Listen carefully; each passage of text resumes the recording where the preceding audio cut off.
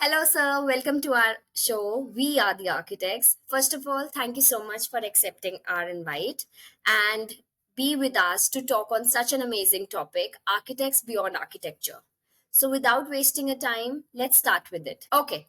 So, before going in depth of this, let's start with a very basic thing. I would like to know what is the information source, like informative source for architects, most of the information from where we can get it. See, when we talk about source of information in architecture, then the major source of information is actually your surroundings only.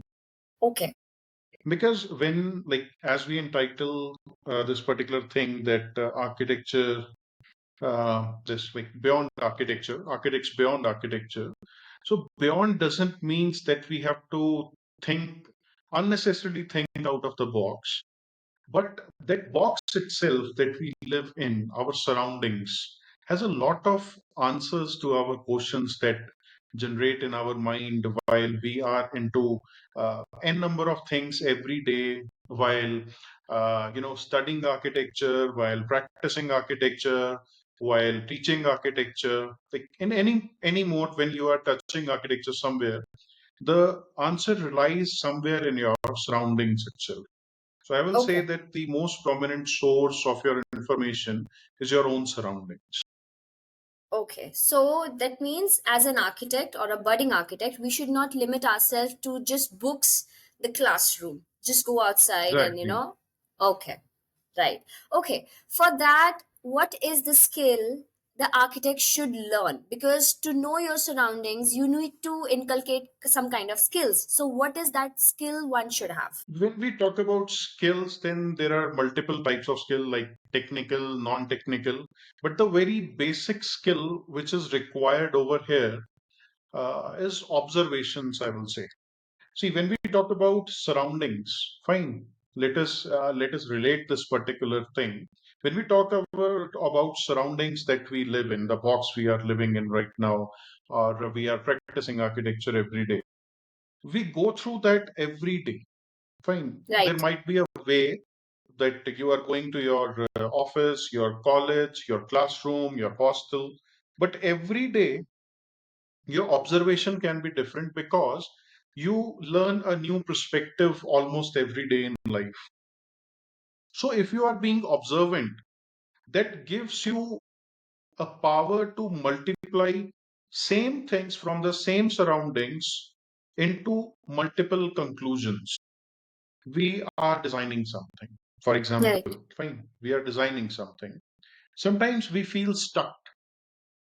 Right. Why we feel stuck? Because we are thinking about that thing in a same angle again and again, and it is somewhere recorded in our memory. Then we think, okay, let us go out, we will get some fresh air. What is that fresh air? That fresh air is something that our senses observe around us, and sometimes they click us, that those observation click towards some kind of idea.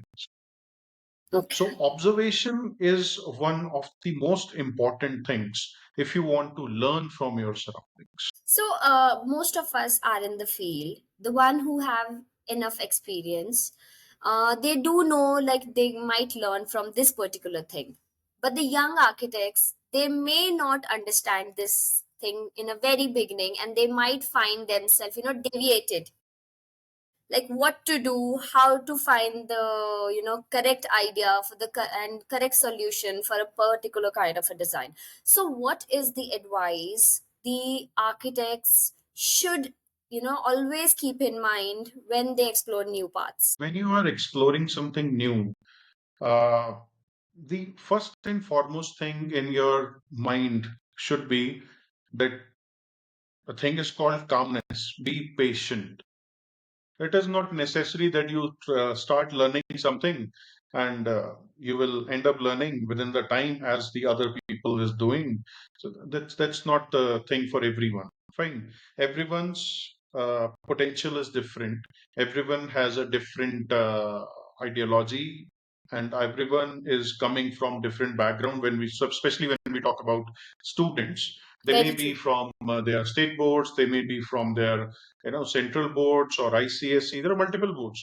They all have different ideology of teaching, and obviously, because of the ideology of teaching, they get a different kind of mindset. Right. Fine. So the thing to be patient is the game to learn. If you want to observe something, it's not like you are watching towards something and fine, I need the observation. No, not possible. You need a calm mind to think about a particular thing with maybe beyond your thinking. Sometimes you are looking on a cube. Fine. Nowadays, like for example, we talk about products these days. Products are too simple. And when we see those products, we think about it that 20 years ago, this product was not there, but the shape existed.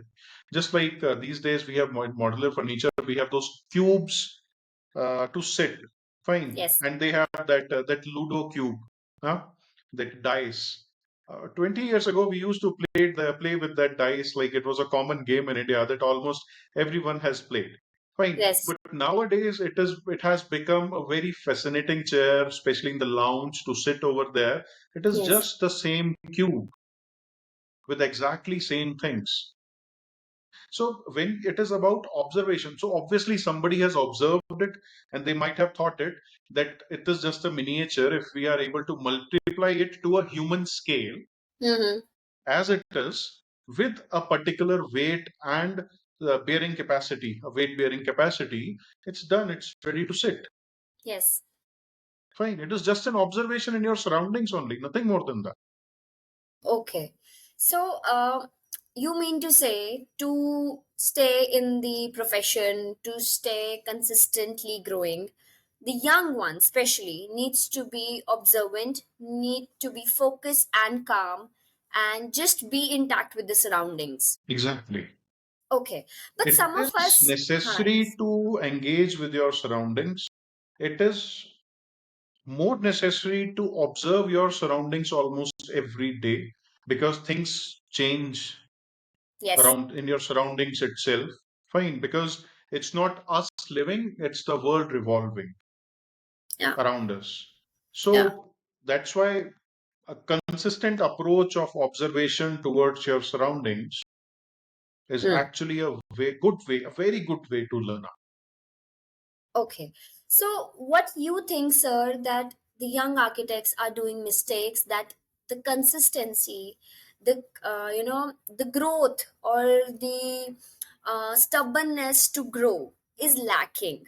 Because nowadays, many of us have seen people are switching from architecture to another profession. They are losing hope. Is there any mistake they are doing for their growth or for their, development in terms of architecture? I will not say that they are doing a mistake. Uh, I will say it like it's a perspective actually. I will say that their approach is somewhere derailed. Fine. We have seen in last not only 12 years of into the profession, but also the 5, 7 years that we spent studying architecture. So in last almost 16, 17 years, we have seen a chunk of people who are coming to architectures to as students. Fine. And they are more interested into art and they somehow misinterpret architecture with art only. And as soon as they are exposed to the technical side of architecture, there they somewhere uh, they are unable to cope up over there. So that particular thing somewhere makes them lose their interest, and sometimes they leave thing in between, or when they are, passing the word to the next budding person who wants to join architecture, they are unable to provide a positive review. Fine, which they are not wrong. That's why I was telling in the beginning itself, I will not say that they are doing something wrong. It's just the approach. When as a budding architect, you are coming towards architecture, then you need to understand one very simple thing. Architecture is not the first three alphabet. It is also about the technical side of art. Fine. Nowadays, every decade, you will find a new type of methodology to be introduced to learn that technical side. Initially, that technical side was, the major breakthrough was AutoCAD. Yes. The fine, like when we talk about this computer aided design, same kind of outputs we are getting, but with very less efforts. It was a technical side. It didn't change the principles of architecture. The principles of Yes. architecture remained same. The art side of architecture remained same. But now we are taking less time for the same amount of thing that we are doing to pass on, or to generate the information on paper. So the technical side is equally important and should be equally understood by the budding architects who are entering in the profession. Okay. So, what you think, your personal take on this, that for budding architects to stay inspired, what is the best way to stay creative? Like, some are built with creativity, some, they develop the creativity in it. So, what is that particular tip you think you can tell them that this is a, mantra to stay creative? See, when we talk about creativity, you can learn the technical things like how to be creative and all basic principles and basic things you can learn about creativity, but you cannot learn about how to generate ideas. To generate ideas, you need fresh content. You need to be surrounded by, you know, changing surroundings almost every day somewhere. So for that, I will recommend that traveling is key to that. When you travel, fine. For example, in last more than a decade, almost many architects have traveled. When you talk about successful architects, they have traveled a lot. No wonder for the which reason and which part of country or which part of the world they have traveled, but they are somehow traveling. And with each of their individual travel, they are able to generate multiple ideas. So traveling is something which gives you, improved or new surroundings. I will not say improved exactly, but new surroundings almost every time when you travel to a different place. For example, we live in Delhi, or we live in Chennai, we live in Bengaluru, we live in Jaipur.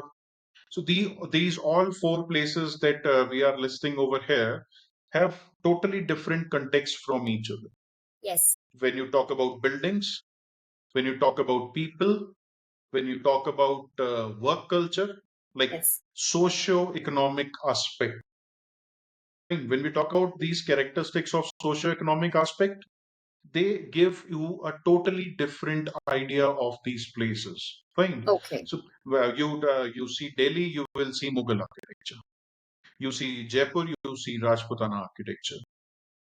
Fine. You see Chennai, then it is totally massively different. It's hardly 1,500 kilometers from the western part of India, the southernmost state, but it has totally different kind of approach towards living, towards building.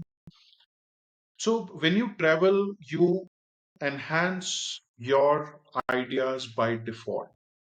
You Okay. learn from the surroundings and you Mhm. get that particular, idea for that particular scenario. And when that scenario comes to your plate as your business, then you are able to provide a very good outcome. Okay. So basically, when you travel, you get exposure to n number of diversities. And being an Indian, I think we are privileged with this thing. In this Yes, whole, like, go in any direction of the country, you will find a different style of architecture. Even exactly. a single province, change of a single province, the architectural style changes in a bit manner. So, talking about the architecture style, which is your favorite architectural style and why? See, when we talk about architecture style, then since we have studied a lot, we get fascinated towards the thing a lot. But instead of quoting something as favorite, I would like to quote something as, timeless. Here, a word comes minimalism. Mm-hmm. Minimalistic architecture has always a room for Okay. improvement, not in the sense that the thing which is done is not correct, but with time, your taste change, your mentality change, your ideology change. And if you are already having a minimalistic approach that continues further, then you have a huge scope to mend things according to your change, according to the taste that is changing with changing scenario of your surroundings. So I will say minimalism is the thing. Okay. That is something which you want to always go for, and that, that's timeless. It will always be in a positive way Yes, and will exactly. help you. Okay. And which, There are many examples around the world which we can say that they are minimalistic and they are still standing tall, uh-huh. maybe somewhere in the corner, but they are still timeless examples and they are still beautiful. Okay. But which is the one you admire the most? Whenever you see it, you are like, wow, this is something which takes me back, or a kind of nostalgia, or something which is very close to your heart. Like, which is that style of architecture? The one you admire. Fall in love almost with every place I visit. That's the beauty of architects, I think. Yes, And that's yes, how yes. you grow. But when you get something uh, which elaborates its own ideology by itself, when you, for example, when you see something, okay, there are multiple examples. I don't know which to quote as of now, but Okay. when such kind of architecture comes in front of you, where the architect doesn't have to explain it, and you get that vibe, and you get that vibe correct, Uh, I guess that's the style which which I just fall for every time. okay. Talking about the architects, not all the architects are running their firm. Some are working under some principal architects, some are doing some another profession, and some are into education. So what is the mantra as an architect one should always carry along, and how it is beneficial? See, this diversity in your question itself, it is understandable that after architecture, there are not limited things. There are multiple things, three, four you have already listed. Yes. Fine. So, and that is not all. Even you are an architect, you are exploring your own way somehow. Yes. So I guess adaptability. You have also adapted. I have also adapted multiple scenarios, multiple Hmm. surroundings that we were living in since past many years of practicing, learning architecture. So when you adapt something, it gives you that power to observe itself. When you keep that mindset, no, I don't belong here wherever you are living. Fine. It's about architects are the most nomadic persons you will find. Hmm. 50 out of 60 out of 100 architects are nomads. At least True. they get their surroundings change at least twice or thrice a lifetime minimum. Some get it like almost every year they are traveling somewhere and they're having a new place every 2 years, 3 years. Some get it 5 to 7 year or after 10 years. So at least 3 to 4 years of nomadic situation occurs in an architect's life. So if they are unable to adapt, somewhere they will lead towards you know failure. Although it's a very negative word, I don't want to mention it. But yes, they lead to adaptability is something very important. Sense Okay. of belongingness. Being an architect, you belong to everywhere. Mm-hmm. You cannot say that I belong to this place. You belong to Mm. everywhere being an architect. If you have this approach, you will be able to adapt almost every place, Yes. whether it is socially, whether it is politically, whether it is economically, whether it is, culturally. You have to adapt. If you are unable to adapt, your observations will be hindered and your Mm-hmm. Learnings will be hindered somehow. And once observational hindrances comes that gives you limited learning, there comes a barrier of continuing architecture, because architecture, Okay. it is not about those principles and characteristics of architecture that we learned and we practice for a long time. It's about the changing world. Okay. So, I want to ask one more thing for the young architects specifically. If I say to be more precise about the budding one who are still getting the education done, when we see in their work projects which are they are doing in their academic years, it's way more creative. But when we see them on field, when they are out in the world professionally, the creativity is somewhere lost. So maybe there's a pressure of getting clients, maybe there's a pressure of getting projects, but how to keep that alive? Because I feel that if that gets lost, the world will be boxes kept together, and there'll be no life. So what one should take care of? See, I guess this was answered pretty long back. When we talk about creativity, yes, we learn ideas from our surroundings when we observe them, but surroundings has a very informative uh, ideology of telling you things. And that ideology belongs to this nature around us. In our box, there are many things, but they categorize into two basically. One is Yes. organic, another one is inorganic. Yes. Fine. And the part that we lead to the organic one means the nature around us. Okay. That is something which gives you a recurring source of ideas, learnings, creativity that leads you towards your solutions. Okay. So, learning, observing the nature and learning from the surroundings, from your nature, like from the nature in your surroundings, that's the best thing I guess one can adapt so that they can have a recurring thing in their ideology. And when we talk about nature, then as I was telling, it is answered long back. We have already observed it in many of the examples by many architects like Wright. And beyond organic architecture, we have reached to biophilic designs these Yes. days. So Yes. nature is something which leads us to recurring ideas Okay. to the nth number of times. Okay. So this is something which will always motivate us, and we won't be designing boxes like to keep your. Obviously, every season gives you a new charm.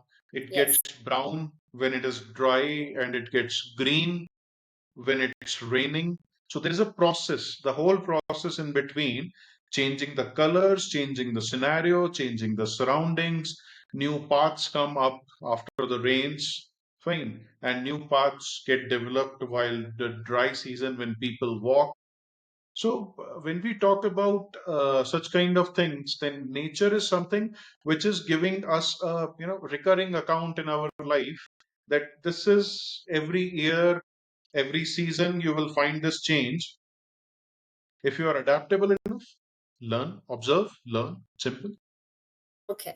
So after this, I just want to know one thing. What is architecture for you? And if I say describe it in one word, which word it will be that will be sufficient for you to understand architecture? See, architecture is about, I will say, lifelong learning. When we talk about architecture, we are talking about simple things actually. We are not Mm-hmm. talking about very complicated things.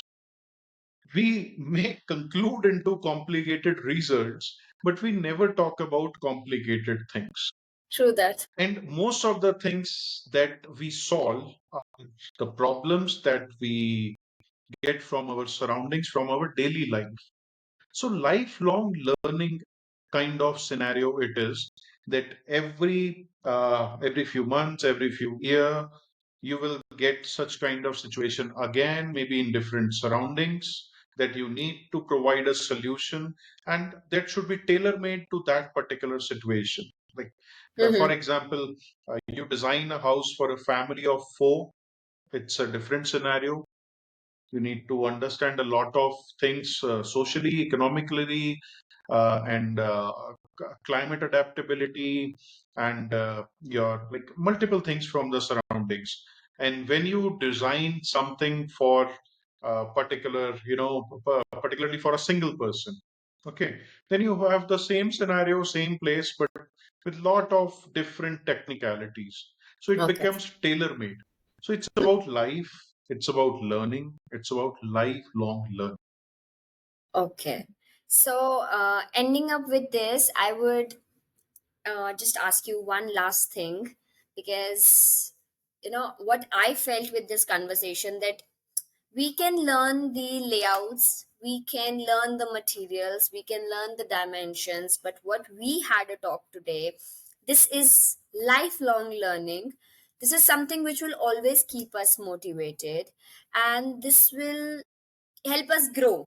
So, I would just like to know, what keeps you growing? What is your, that mantra for yourself?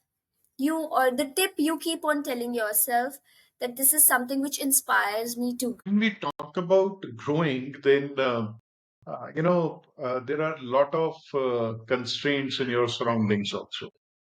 But yes, you need something to motivate you. So I guess that that approach towards your surroundings, that approach, the keenness in your approach, that keenness that keeps you alive to Mm-hmm. learn new things from new surroundings, Mm-hmm. keeps you motivated for learning. So I guess when we travel, we should be keen about the things, and till we are keen, we will definitely learn multiple things from single source. When we go to that source again and again, even irrespective of the point that how many n number of time we have been to that particular source of information, but that Yes. keenness keeps you alive. Okay. That's interesting one. So, on this note, thank you so much, sir, for your valuable time and such an informative learnings.